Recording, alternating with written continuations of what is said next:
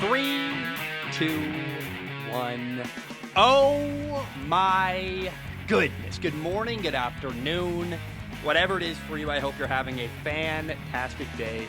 My name is Zach Schomler. This is Strong Opinion Sports, episode 447. First of all, I want to say thank you. I appreciate your patience if you're listening to this episode.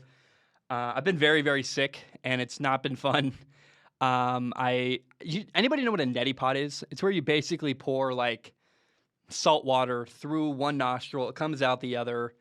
I've been doing that a ton. Been downing the vitamin C drink. Sudafed's my new best friend. And I'm finally doing better. Like yesterday was probably the worst day, and then the fever broke, and I kind of turned a corner. But anyway, here we are. And thank you for your patience waiting for this episode. Now, I got a sponsor today. Awesome. Love to see it. They're back. LinkedIn. So these days, it can be hard to find and hire the right candidates for your small business. That's why LinkedIn Jobs made it easier to find the people you want to talk to faster and for free. Create a job post in minutes on LinkedIn Jobs to reach your network and beyond to the world's largest professional network of over 770 million people. Focus on candidates with just the right skills and experience and use screening questions to get your role in front of only the most qualified. Then use the simple tools on LinkedIn Jobs to quickly filter and prioritize who you'd like to interview and hire. It's why businesses rate LinkedIn Jobs #1 in delivering quality hires against leading competitors. LinkedIn Jobs helps you find the candidates you want to talk to faster. Did you know every week nearly 40 million job seekers visit LinkedIn? Post your job for free at linkedin.com/opinion. That's linkedin.com/opinion. One more time, linkedin.com/opinion to post your job for free. Terms and conditions apply. Hey, LinkedIn. Yeah, I love them. They're great. And they want you to read that verbatim. But I will say most people that send me an ad read are like, they're badly written. They're hard to read. Like they're clunky. You can't actually read them. That's one take. Easy. Just a great read. Very well written. Great job, LinkedIn. Not a lot of people can nail their ad reads as well as they do. Last episode, I was really sick, and I cut this show like literally 15 times where I would like cough and spit into a cup, and like I was blowing my nose, and I cut out like probably 15 minutes of additional recording of me just like, being a mess, sweating everywhere horribly. I don't even know. Looking back, I don't know how I recorded an episode on Saturday. Thank God I did, though, because it got me some content out about Wildcard weekend early. Here we are. We're a little late, but I mean, look, if you can't record, you can't record. And last night, dude, my head was a mess. I couldn't do anything. So let's jump in. And I say all that to say that I think I can do this entire episode in one take, smooth sailing, no problem. I'm feeling way better, and I hope it seems that way. On Monday Night Football, the final wildcard game, the Rams beat the Arizona Cardinals 34-11. And a lot of stuff happened. First of all, Matthew Stafford, a former number 1 overall pick in 2009 with the Detroit Lions, finally got his first playoff win. Well done for Matthew Stafford. He played. We'll get into that, but I'm really, really happy for him. Additionally, Odell Beckham Jr. got his first ever playoff win as well. And then the big thing was that Arizona got eliminated. And I got this game totally wrong. I mean, technically, I guess I predicted LA would win, but I was pretty wishy-washy about that. The thing I was really heavily predicting was that I thought it was going to be a crazy, fun, exciting game where there'd be a big controversy at the end. We did not get that. This game didn't even have the opportunity to have a crazy controversy at the end because it wasn't close or fun or entertaining. Wasn't anything. The Rams dominated. They were up 21-0 at halftime, and the Cardinals did not score until it was, they were down 28-0 when they finally got their first points on the board. And Arizona couldn't do anything on offense the entire day.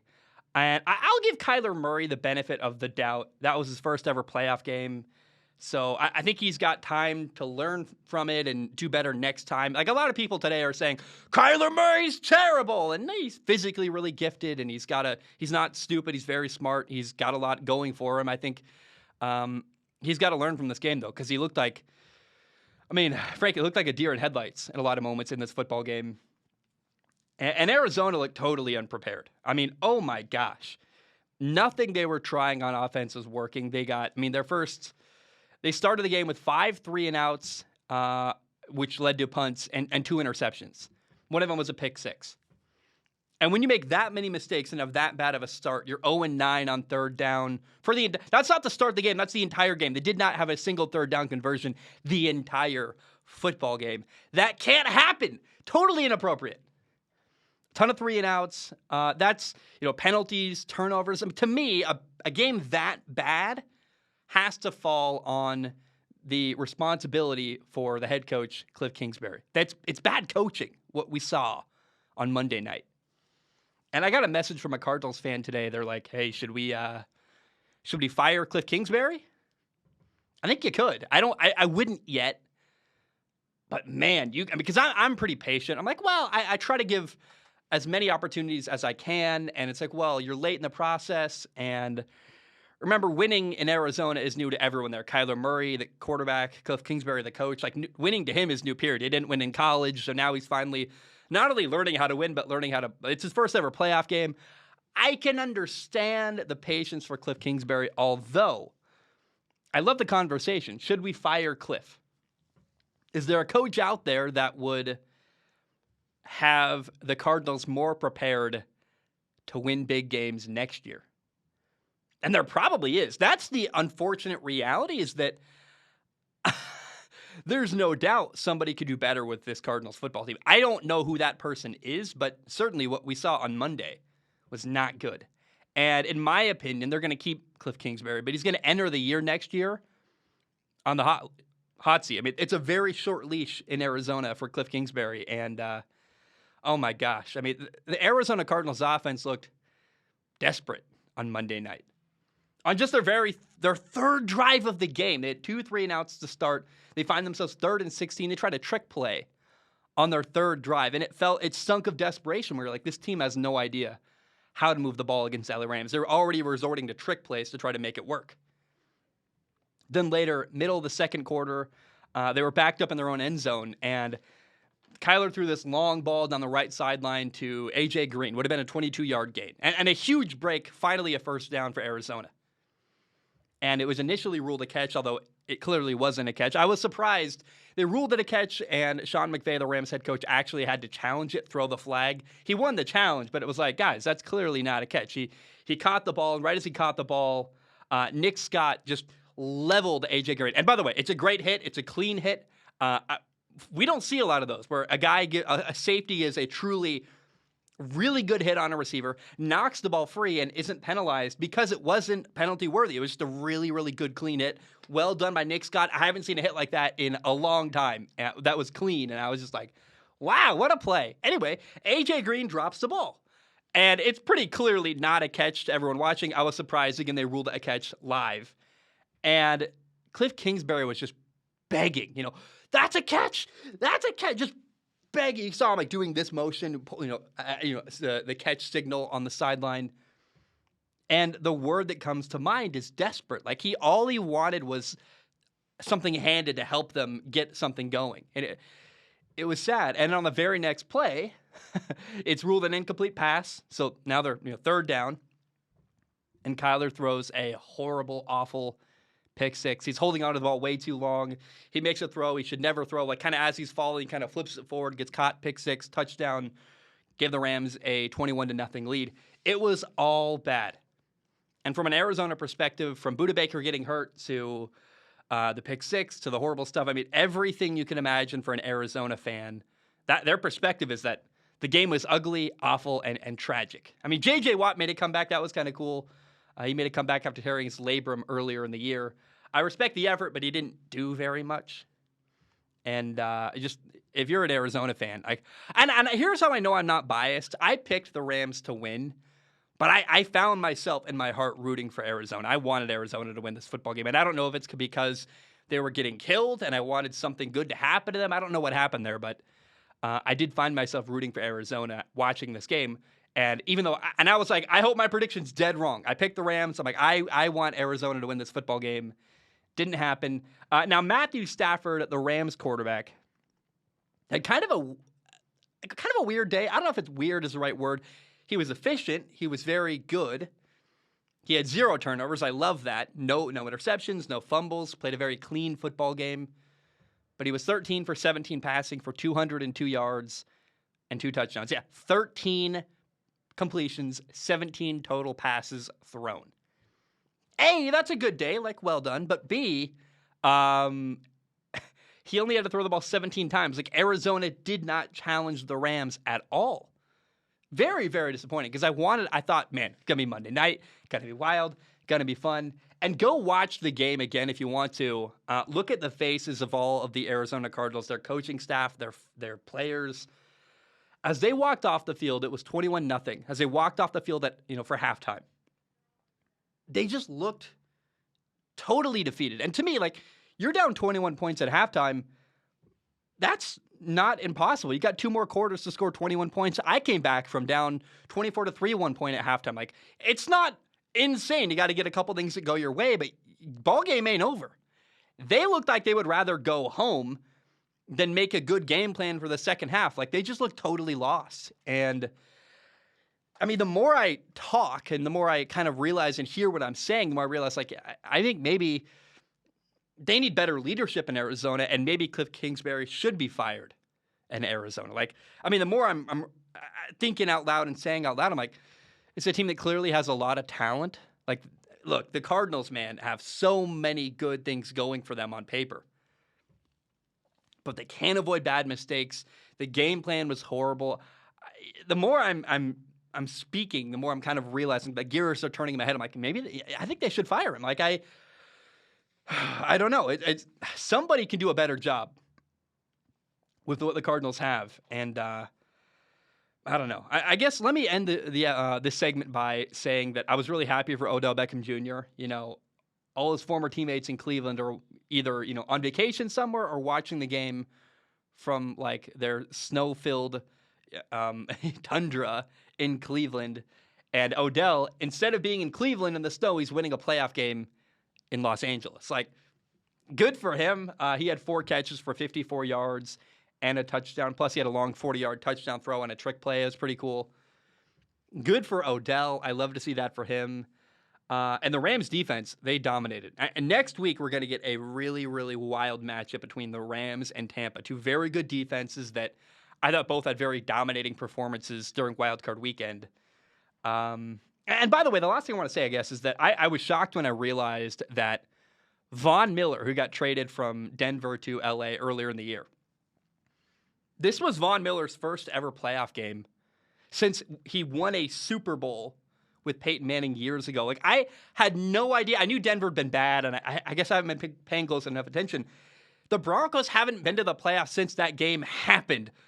Oh, my goodness, they've been awful. Von Miller, good for you. Von Miller, Matthew Stafford, OBJ, a bunch of guys who needed a playoff win, first in a while for Von Miller, first ever for OBJ and Matthew Stafford. Good for the Rams, good for OBJ and Matthew. I don't know. I'm very, very excited for next weekend because Rams at Tampa should be a very, very fun, very, very exciting football game.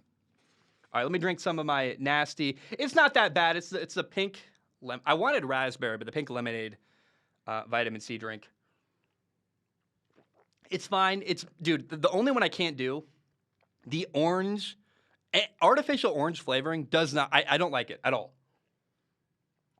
But particularly, like, the vitamin C orange Alka-Seltzer is like, awful. Orange and cherry are 2 terrible artificial flavors, but I love the fruit themselves. They're really good if you actually buy the fruit, but the artificial flavoring for orange and cherry is just never my thing. I don't like any of them.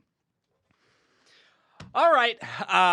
Here's one that I think could get a lot of, I'm really not sure. If you get angry about what I'm about to say, that to me, that's on you. It's my show. It's my opinion.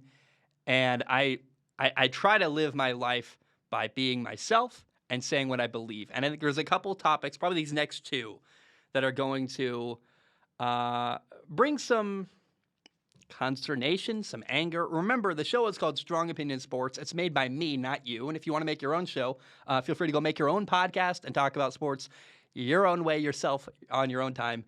This weekend, the 49ers beat the Cowboys 23-17 on Sunday. And once again, the Dallas Cowboys were one and done in the playoffs. They made it in and had an early, immediate exit. And let's dive into the most important thing from this football game. I saw after the game a lot of Cowboys fans were blaming the refs for the loss.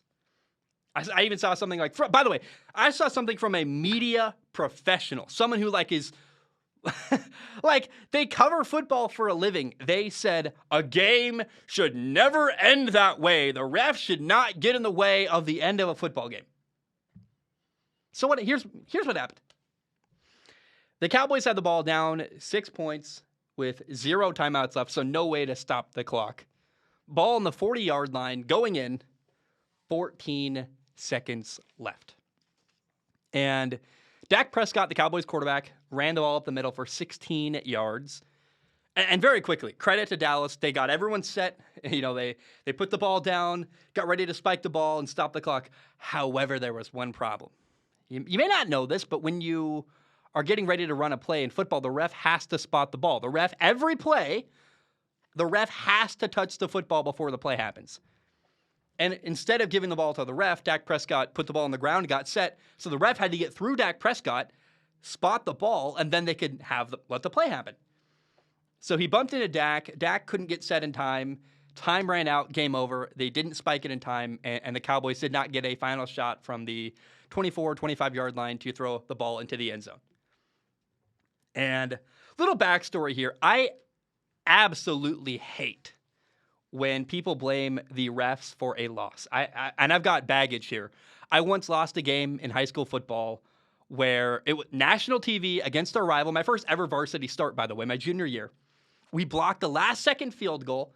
They picked it up and ran for a touchdown. We were on, so the next Monday, I'm watching football with my dad. We were on Come On Man. Chris Carter's making fun of us. We were on World's Worst. We were on Not Top 10. We beat out the butt fumble from Mark Sanchez. Like, it was wild. And for the rest of my entire high school career, 2 years following that, people would bring, signs to our games and say, "Come on, man, World's Worst," stuff like that, make fun of us.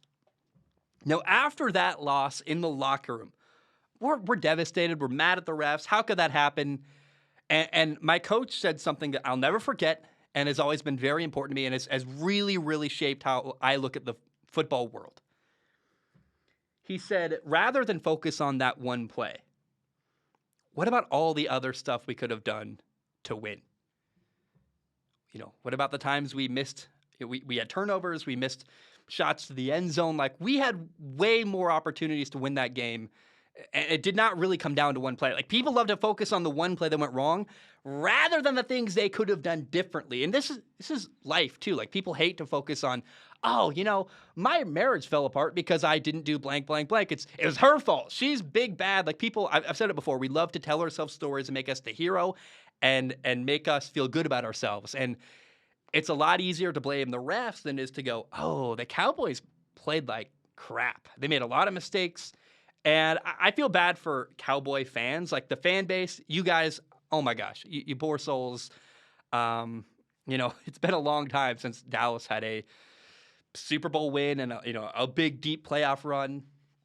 But I will say I do not sympathize at all with the team, the coaching staff, the players. Like, the Cowboys as a team did so many things wrong in this football game. How about 14 penalties? What about when Dak Prescott threw an interception on his own 19-yard line, which led to a 49ers touchdown? And by the way, this is what really, really, really irritates me. The Cowboys had a shot. They had the ball with 2 minutes and 24 seconds left. That should have been the final possession, where they're down 6 points, and that's the time where you put a drive together and go win the game. They got stopped on 4th and 11. They couldn't put a drive together. That's the drive where you should have won the game on. Why are you're blaming the time when you couldn't make a drive happen in like 40 seconds? What about when you had the ball with 2 minutes, less than 3 minutes left, a good shot to win the game, you didn't make it happen. You couldn't put together a drive. And even on that final play, 40-yard line, 14 seconds left, no timeouts. Why? Why in the world would you run the ball down the middle of the field when you have no way to stop the clock?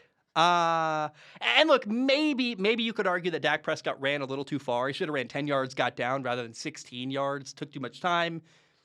Maybe he should have handed the ball to the ref rather than spotted himself. Like, there are things that could have been done differently, but in my opinion, that's just a bad play call. Like, I don't know why you're running the football when you got no way to stop the clock, 14 seconds left on the 40-yard line. And even if they did spike the ball with like 1 second left, what really did the Cowboys miss out on? They would have gotten one play from the 24 to 25-yard line, and maybe they could have scored a touchdown. So again, what did they miss out on? That ending did not cost Dallas the game. It's not like they had a touchdown that got overturned and taken off the board. I mean, when Dez Bryant caught the touchdown pass that was not called a touchdown, that one, totally get it. Years ago, Dez Bryant, that was a catch. That was a touchdown. They should have won that football game. I believe it was against Detroit. Someone, if it's not Detroit, remind me. That one, that situation, be angry. The refs robbed you of a victory. Absolutely. But what was robbed from Dallas here? They missed out on a chance to maybe make a final throw to the end zone, right? Like, okay, they didn't miss out on the game-winning touchdown. They missed out on a shot to maybe win the football game. People that are acting like the refs cost them the game, come on. Like, grow up. I do not understand. Dallas never led the entire game. They were down 23-7 going into the fourth quarter. They didn't deserve to win that football game. Also, again, by the way, in that situation, you're down 6 points, 40-yard line, 14 seconds left. Why don't you throw the ball to the end zone twice? You get 2 opportunities at a Hail Mary. You're basically throwing a Hail Mary from the 25-yard line anyway if Dak Prescott can spike it with 1 second left. Why not just get 2 shots at the end zone?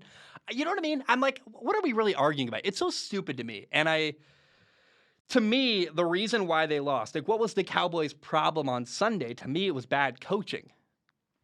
It wasn't the refs. It was a team that looked unprepared, that had a ton of penalties, that had some bad play calls that probably, they kicked a field goal down 16 points when it's like, what is being down 16 versus down, they kicked a field goal down 16 points. It was a 2-score game, 2 touchdowns, 2 2-point conversions. If you kick a field goal there, you're still down 13 and need to score twice to get that many. It's like, I don't know what a field goal on 4th and 7 down 16 points at the end of a game, 12 minutes left, I believe, really benefits you. It's very weird to me. And I am sad because I would have liked to see Mike McCarthy, the Cowboys head coach, against his former team Green Bay and his former quarterback Aaron Rodgers. That would have been really, really fun. But my gosh, man, I can't believe people are blaming the refs. It feels so wrong and silly and misguided, and people just want someone to blame. And again, I think it's easier to blame the refs than it is to look at your own football team and go, yeah, my team didn't play very well. Because, hey, your team didn't play very well. And I'm worried about Dallas next year, too, by the way, because, I mean, look, their schedule is easy. They play they play Eagles, Giants, Washington. That's 6 games they'll probably win. They play like Detroit. I mean, they're going to win a lot of games again in Dallas next year. They got some talented players, and they got, I don't know. By the way, in this game, Nick Bosa, the defensive end for the 49ers, didn't play he got a concussion, didn't play the entire second half. So you were given another advantage you couldn't take it, couldn't make advantage of. So anyway, next year when the playoffs come around, Dallas is going to probably win more games than they did this year, in my opinion, looking at their schedule for next year. However, they're still going to have Mike McCarthy coaching the team. And he feels to me like a limiting factor where I'm like, okay, great. And you might lose your offensive coordinator. You might lose your defensive coordinator. There's no way the Cowboys are going to have a better coaching staff next year if they keep Mike McCarthy right now. And to me, Mike McCarthy is a limiting factor, and it's going to be a problem again next year. Now, Jerry Jones loves him. I think Jerry Jones likes that Mike McCarthy has won a Super Bowl before. It feels like, ooh, I got a good coach, and I can control him. And I don't know how to put this yet, but I do think that in the state of Texas, you've got the Cowboys and UT Austin, the Longhorns, 2 football programs that are highly, highly commercialized. I mean, oh my gosh, the money the Dallas Cowboys make is unreal. And the money that Texas football makes is crazy. And I have to wonder, this is not a fully formed thought, but I'm sharing an early, kind of thought I'll develop into a better segment down the road, which is that to some degree now, I think that the Cowboys and Texas football are so commercialized, maybe is the word. There's so much money to be made. I think And also, frankly, Jerry Jones is like having fun and doing whatever Jerry Jones feels makes him happy in Dallas. There's so much money to be made. I think that winning becomes actually a secondary thought behind all the business opportunities and the radio appearances and this and like there's those distractions don't exist in Buffalo and in Kansas City and in Green Bay. And I don't know if that's fair to criticize. I'm not really criticizing. I just wonder if some of the commercialization and the love Texas has for football, if that passion maybe overshadows what should be really a focus on winning. If that does that make sense? I don't know if that sounds crazy, but that's a thought I had watching the football game on Sunday. How about the 49ers? 49ers quarterback Jimmy Garoppolo. He was fine, not great. Had a terrible interception where, I mean, it gave new life to the Cowboys in their own territory. Threw a ball high, it got picked off over a receiver's head. Deebo Samuel was a stud once again. He had 10 carries for 72 yards and a touchdown. Plus, he had 3 catches for 38 yards. And Elijah Mitchell, their rookie 6th-round running back out of Louisiana, had 27 carries for 96 yards and a touchdown. I think it's pretty clear Jimmy Garoppolo's time in San Francisco is coming to an end. He's a very solid veteran quarterback. He's just very limited, right? He's always going to make a couple throws a game where you're like, buddy, how can you not? Jimmy G does some good stuff. He had a great throw early in the game. He had some great throws week 18, I guess, against LA, the Rams. But Jimmy G is just not consistent enough to make me feel comfortable that he's a quarterback who can win a Super Bowl in the NFL. But he's going to go somewhere. I think that maybe a team with a young quarterback will take him, and they'll have Jimmy Garoppolo start and let the young guy learn from Jimmy G. Something like that could happen. I could see Jimmy G in Washington, in New York. Someone who drafts a quarterback next year, Matt Corral and Malik Willis, he could go be the veteran starter for a while the understudy learns under him. But honestly, I believe that, I'm really hesitant to say this because I believe it, but I also know that every time they play each other, it's a crazy fun game. And so who am I to say? But maybe this year's different. I don't know. So let me say it. I believe the 49ers will get destroyed in Green Bay next week. And I think Green Bay is a much better football team.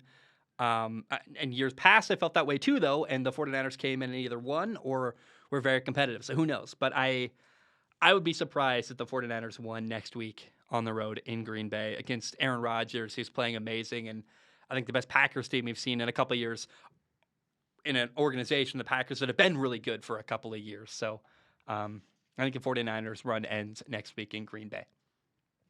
Let's shift to Kansas City. How's it going so far, guys? I think you're doing pretty well. It's not bad. The vitamin C, it really helps. The vitamin C, the Sudafed is the one. There's a reason why they keep Sudafed behind a counter. Like, you got to go ask for it to buy it. That stuff is like, oh my gosh. I mean, I think they make, I'm not going to say it. I think they make like a really heavy drug out of it. And I get how, because it works very well. It makes me feel like way better whenever I take Sudafed. And I got to be careful when I'm sick because it's easy to take too many of them. I'm like, no, 1, maybe 2 a day. That's it. Or else I take them when I need them to record. Otherwise, like, you better just stay away because they make me feel very good. Like, just my nose clears up. And man, I also, by the way, I did a neti pot today I boiled water. So it was very warm and I let it cool down a little bit to like room temperature, a little bit warmer. And then I ran it through my nose in the neti pot. Usually I do a neti pot with like room temperature water that's stored, you get it in the gallon jug, the concentrated water. I tried something different and it works really well with warm water. I didn't realize that. Now you want to boil it because you want it to not, have more purity than just like tap water. But yeah, boiling water a little bit and then let it cool off a little bit. Then put the saline solution in, pour it through your nose. Cleared out like nothing. I've never had, it's probably the best neti pot experience I've ever had, actually. So I learned a lesson today. I'm like, oh, all right, that works very, very well. Sorry, I don't know why you don't care about this. Let's talk about Kansas City. Kansas City beat Pittsburgh on Sunday night, 42-21. The game was actually 0-0 for quite a while. I was surprised. I didn't think it would be close as much as it was, as long as it was. And Pittsburgh actually scored the first touchdown. TJ Watt got a fumble recovery and ran for a touchdown. So the Steelers had a lead 7-0, which, hey, that's it's as good as it got the entire game for them.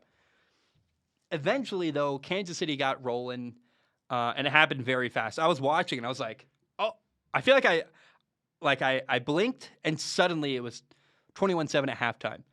And then by the second play of the fourth quarter, they were up 42-14, and you're like, what happened? It was like bang, bang, bang, game over. Kansas City scored 6 touchdowns in a row. And you're like, alrighty then. Wow. It was amazing. And Patrick Mahomes, the Chiefs quarterback, he had an early interception, but after that, he was basically perfect. He was 30 for 39 passing, 404 yards, 5 touchdowns. Travis Kelce, he threw a touchdown pass. He also caught 5 catches for 108 yards and a touchdown. 8 different people caught a pass for Kansas City in this football game. And to me, it's a sign that Patrick Mahomes is really evolving. And I've been saying this for weeks now, but I keep repeating it because I want people to hear it. I want people to take it to heart. Patrick Mahomes became a better quarterback this year in 2021 and now 2022. He started the year early on, kind of a gunslinger, forcing throws into coverage, and he really had to learn some lessons, and it made him a way more successful quarterback because his decision-making is so much better. He's spreading the ball around very evenly. There was no one dominating receiver in this football game. You know, Jerick McKinnon was the leading receiver with 6 catches. Travis Kelce, Tyreek Hill, Byron Pringle each had 5. Robinson and Hardman each had 4. Like, Mahomes is making really good decisions and spreading the ball around a ton. And it's been impressive to me to watch Patrick Mahomes become more patient and less. He's aggressive and he's still very talented. Like, he'll still make a throw where you're like, you know, falling one direction, make a throw across the field, like just like doing insane stuff with his arm. He's still got the gunslinger in him, and the talent is still there. But he's become an even better decision maker and is way more polished. And honestly, like, I think early on early this year, you could have compared Patrick Mahomes to Brett Favre. And we saw, in my opinion, Patrick Mahomes this year turn a corner of decision making and polish that Brett Favre never did. And so I think it's very possible, if not likely, we're going to get, like, the 4 teams that can win the Super Bowl now: Green Bay, Tampa, or Kansas City or Buffalo. I think Kansas City should still be the favorite, and then we might get Green Bay, Kansas City, which I think is a repeat of Super Bowl I, if I'm remembering correctly. But it's going to be Tampa and Kansas City or Green Bay and Kansas City, in my opinion. I think Buffalo could sneak in there. The Rams, you know, they had a great game, but I don't trust that the Rams can win a game against Tampa and then against Green Bay to get to the Super Bowl. I still don't trust Matthew Stafford enough for him to win 2 more games on the road against Tampa than against Green Bay. Anyway, you know what I thought about when I watched this game? In fact, you know what I thought about when I watched Big Ben lose this football game? It's probably, let me be clear. I want to start with some sentimental stuff. It's probably Big Ben's final game in the NFL, losing to Kansas City. And I respect the career he had. He is for sure a Hall of Famer. He won 2 Super Bowls. And while I respect what he did in the body of work of his career, I'm not going to miss Big Ben. I'm really not. It's funny how so many people who were calling for Ben to retire for, you know, all year, 2 years ago, last year, this year, suddenly those people are getting really sentimental and going like, oh, Ben, oh, we're going to miss you, oh. And maybe it's because they realize they got no game plan after Big Ben at quarterback. I don't know. But to me, in my opinion, and if you want to get angry, I'm not trying to attack anyone. I'm letting you know. To me, Big Ben has been uncompelling and uninspiring for years. I grew up playing quarterback. Big Ben was one of the guys that potentially could have been an idol of mine, and I never looked up to Big Ben. To me, I was always inspired by Tom Brady and Peyton Manning and Drew Brees, their work ethic, their mechanics, the drive they showed, the preparation. Throughout Big Ben's career, preparation was never his, like, biggest thing. There were years where you're like, people would write articles about how Big Ben isn't prepared, and I remember, like, I'm like 14 going like, I'm not looking up to this guy. And Big Ben is weird because him and his fans have been talking for years about, oh, the good old days. And it's kind of like when someone always talks about the past and like, remember when I did blank, remember blank, remember blank.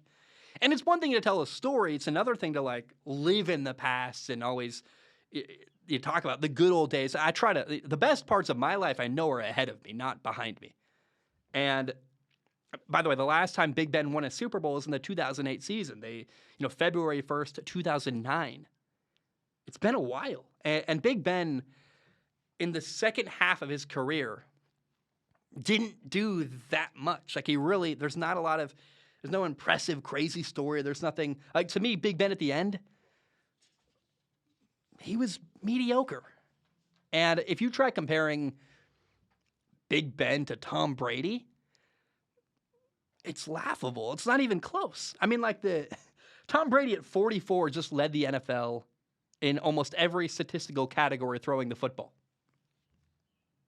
Ben at 39, 5 years younger, in the same year looked totally washed up. And look, he said the right stuff at the end, and he gave that speech. I gave it my all. I want you to know I did everything I could every game, and I'm a Steeler for life. And that's great marketing, and his PR person told him to say that, and good for him. But to me, my impression of Big Ben, especially towards the end, was he never seemed very driven. When you watch, Tom Brady puts out that message over and over. He's clearly working his tail off. And for a few years now, it felt like Big Ben was just kind of waiting to retire. Like, well, if they're not going to kick me out, I'll still hang out here, but I'm not working that hard. I'm kind of just, it's like, I hate to take a shot at his physique, but you're like, dude, what are you doing? So to me, again, the words that come to mind for Big Ben are uncompelling and uninspiring. He had a good start to his career and some good years early on, but the final years of his career were a lot of mediocrity and a lot of like, it's fine. And I don't want to delve into his history with women, but you read about that and you're like, wow, this guy's supposed to be like the hero of the NFL, Big Ben. Like, in fact, if you want to read about Big Ben's history with women, you can. I read it and I was like, I don't like reading that at all. And it's kind of like we're going to look at Deshaun Watson the same way when he retires. We're going to go, hey, really talented player who kind of seemed scummy with how he handled women off the field early in his career. And I'm just, women aside, it's more about, I never looked at Big Ben and was moved or inspired. I'm not going to miss the guy. And frankly, I'm excited for a new era in Pittsburgh. I want them to get a new quarterback, and I want them to get someone new I can be excited about and rally around and who's driven and trying to connect with the young guys and building the franchise. And it felt like Pittsburgh kept Big Ben out of respect, but they probably should have gotten a new quarterback a few years ago. And I'm sorry to the people that I'm making angry, but this is all my opinion. And I'm not going to lie. I hoped that this year Big Ben would have a final year, you kind of make a comeback and I was like, Big Ben's, one last ride, maybe he'll put together something cool. And they made the playoffs and had kind of a cool ending to the year, but he didn't dominate. Like, it wasn't he got massively overshadowed by Tom Brady this year. And again, not even competitive. And Big Ben was fine. And I believe this, and this is something that I gotta say, that if you're a Steelers fan, hate everything I said leading up to this point, but this is maybe the most important thing I'll say in this Big Ben topic, is that I don't know that Ben was the leader Pittsburgh needed in the end. I mean, there was been this weird divide recently in the locker room between old guys and young guys in Pittsburgh, and Ben never appeared to help that divide. He didn't appear to connect very well with the younger guys on the team, and Tom Brady, I am sorry to keep comparing him to Tom Brady, but I recently talked to someone who works directly for Tom Brady, and he talked about how Tom works really hard to connect with the rookies and the young guys and get on the same page with them. And I never saw anything like that from Big Ben. All I really saw from Big Ben was kind of him making weird, critical remarks about Chase Claypool and this and that. And rather than appear to build a relationship with the guy, he would just kind of criticize the guy publicly. And that's not how you build a relationship, in my opinion. And so I'm honestly very excited for Pittsburgh to find a new quarterback. Big Ben is the past. And I moved on, honestly, well before their game against Kansas City. It's not to say I hate Big Ben. I'm not trying to tear him down at the end of his career, but I keep seeing these messages and posts from people. Oh, Big Ben's gone. Oh no, no, no. And I'm like, I'm actually kind of like, let's go. I'm really glad to see the guy gone and move on and get to the next part of whatever it looks like in Pittsburgh, because it was good and it's over, and I'm ready to flush it and move on. And I don't know if other people agree with that or not, but I just have never been inspired or very moved emotionally by Ben. He's just like, he's kind of a scumbag to women, kind of a mediocre quarterback towards the end, not very driven, hasn't won in a long, long time. All right, bye, Ben. Let's move on to the next. All right. Now that I lost like half my fan base and everyone's really mad at me, I don't know. It's really weird to get. I got some hate, dude. I put that thought on my Instagram story that I wasn't really sad to see Ben go. And again, I don't want my lack of sadness to be. I'm not mad at Ben. I'm just like I'm not sad. I'm like, oh, I'm kind of like, oh, good riddance. Like, let's move on and get to the next in Pittsburgh. I put that on my Instagram story. Oh my goodness, dude. I got so many hateful, mean, angry messages. And by the way, from people that clearly like have followed me for a long time and have sent me a lot of messages before that have been very nice. I'm like, apparently I said something there that like, don't attack our quarterback. And they were saying mean stuff about my ex-girlfriend, about, all kinds of stuff, just like crazy things. And I'm like, man, I don't know. I'm really glad to talk about sports for a living, because it doesn't really matter. Like, to me, there's so much awful crap going on in the world every day, everywhere. I'm just glad I talk about sports, because sports for me are a great escape to focus on. When the world feels like the Hunger Games outside, I'm like, okay, at least I can watch the playoffs and enjoy that part of my life. And so I was maybe not surprised, but definitely like, oh, people are really mad about this opinion. And I'm not going to not share it because it makes people mad, but I think someone's going to agree out there and go, yeah, I kind of feel the same way about Big Ben. And that's the person I'm targeting, is the people that have been hearing for weeks about how sad and tragic it is that Big Ben's leaving. And some people like me are kind of like, awesome. Let's move on to whatever's next in Pittsburgh. Okay. One topic left. Let me drink some water real quick first. Water with the good old vitamin C, baby. Today I shaved, but I did like the quick shave where you just shave your neck and above the lip line. I hate, by the way, the worst thing in the world is when someone has like a mustache above their lip that like hangs and curls into their mouth, and like their mustache is like slightly wet because they're always getting the ends of their mustache. It's gross. I'm like, dude, shave it, cut it, get a short little razor, just go right across the. It's not that hard. And it makes a huge difference. The guys who have that mustache that curls into their mouth, gross. I can't do it. I think it's so nasty. Have as much as you want under your mouth. Great. I don't mind the people that have the low hanging, massive beard. I think it would drive me nuts because it would itch like crazy. But the one that hangs in your mouth, like, come on, bro. Fix that. That's not a good look, in my opinion. And I couldn't imagine kissing someone with that. Like, I don't know. I wouldn't. I feel bad for girls who've got guys who've got that kind of beard that hangs in their mouth. I just think it's nasty.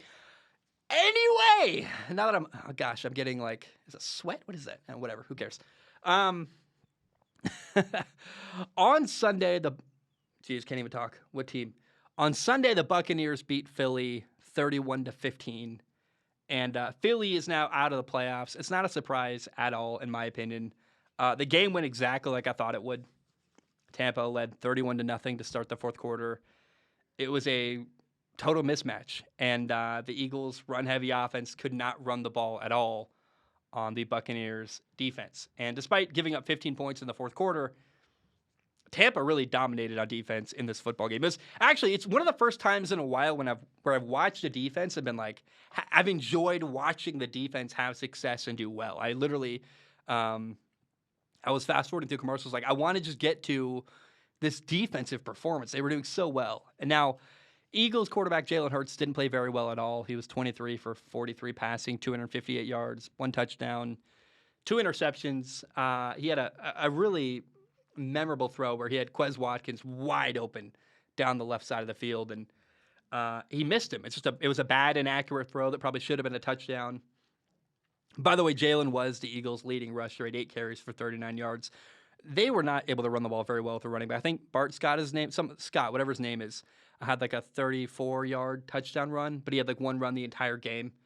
And I have no doubt Philadelphia Eagles fans will be quick to point fingers and Jalen Hurts and Nick Sirianni go after the coach, whoever they can to blame people on the Eagles team. I don't know. I thought Philly had a good year. I thought that, Devontae Smith had a sweet catch for a 2-point conversion. Like, there's clearly some good young talent in Philadelphia. They've got good draft picks coming up. To me, Philly was just lucky to make the playoffs, and it was a good run for them. They really, I thought, overachieved a little bit, actually, in my opinion, and Tampa was just a terrible mismatch. So if you're like an Eagles fan who's mad your team lost, I think you're wrong. I think you should be glad your team got there, and they did the best they could with the team they had, and the future is exciting. I mean, the matchup for them playing against the best run defense in the entire NFL could not have been worse for them. Like, it wasn't good. Tampa shut down Jonathan Taylor. I don't know. I didn't have any like outrage or sad. I'm like, oh yeah, of course the Eagles lost, and they were going to lose the whole time. And if you're an Eagles fan who's angry about that loss, I hope you get that figured out, because I just don't think that you played a really good football team and lost. I'm not really sad about that. It's nothing unfair happened, and your team wasn't awful. Your team just wasn't as good as Tampa. Now for Tampa, Tom Brady is playing at such a high level right now. Like, oh my gosh, the defense is dominating. Tampa's playing, Tom Brady's playing very well. The only concern in Tampa is their offensive line. Ryan Jensen is not 100%. Their center. Tristan Wirfs, their right tackle, left the game hurt. He didn't play like a lot of the second half, and he tried to play, but he was just a liability. His leg was hurting really bad, his ankle, and he gave up a bad sack. And I respect him, trying to play through the injury, but it was good to get him off the field. And hopefully Tristan Wirfs can be 100% next week against Aaron Donald and Von Miller. Look, if this offensive line can get healthy and stay healthy, then I would not be surprised at all to see Tampa win another Super Bowl. But that's a big if. I mean, as well as the defense is playing, as well as Tom Brady's playing, which he's on fire right now, the offensive line concerns me a lot. And we'll learn a lot against the Rams, how healthy or not Tampa Bay's offensive line is. But that's a huge deciding factor. You got 3 games left, and if your offensive line isn't doing well, you're not going to win all 3 games in a row to win a Super Bowl with Tampa. All right, guys. Hey, that's everything. I love you. I appreciate you. Thank you for listening. The next episode should come very quickly. I've got all the, we're doing Ask Zach next episode. The questions are all basically selected. I'm just going to record it like later tonight. Love you. Appreciate you. Bam, we are done.